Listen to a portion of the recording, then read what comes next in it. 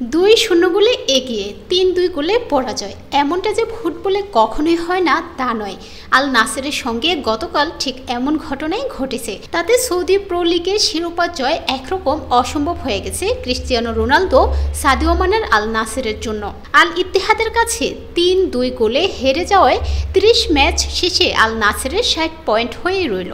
2024-25 মৌসুমে Saudi pro লিগে point তালিকায় রোনালদোর দল অবস্থান করছে 4 নম্বরে। 71 পয়েন্ট নিয়ে পয়েন্ট তালিকার শেষে আল ইত্তেহাদ। 2 ও 3 থাকা আল হিলাল ও আল আইলি সৌদির পয়েন্ট 65 ও 61, সবাই 30টি করে ম্যাচ খেলেছে। সৌদি প্রো লিগে দলগুলোর প্রত্যেকে খেলবে 34টি করে ম্যাচ। রোনালদোর দলের শিরোপা জিততে হলে হাতে থাকা 4 ম্যাচের 4টি জিততে হবে। সেক্ষেত্রে আল ইত্তেহাদের হাতে থাকা সবগুলো ম্যাচ হারতে হবে।